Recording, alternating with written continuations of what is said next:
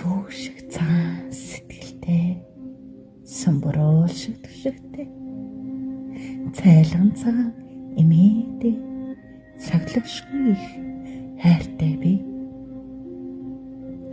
Энэ хорвоод ээжийг нь төрүүлсэн гэжтэн. Эрдэн шиг ховор хүн болох элбэрэлт сэтгэлтэй эмээдээ инхрээзээ хайртай. Цагийн бэрх хатуу цагт цуцалдгүй хөдөлмөрлөж долоо хүүхдээ хайраарт долгий өсгсөн ертөнцийн хаач байхгүй эмээдээ би хайртай. Игэл даруу төрхөөрөө ач зээнраа инхрэйлэн дуудаж өхөөрдөхтөв. Эви миний хүү гэж дуудах энэ хорвогийн хаач үгүй зөөлөс сэтгэлтэй эмээдээ би хайртай.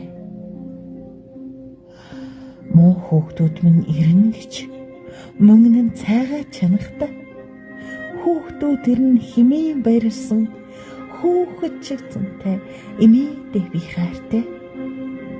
Ач зээ нартаа юунаас ч илүү санаа тавих алчиг сэтгэлтэй эмээ минь алаг хорвоод өөрөлдөхгүй эрдэн мэт авралт их эмээдээ би хайртай.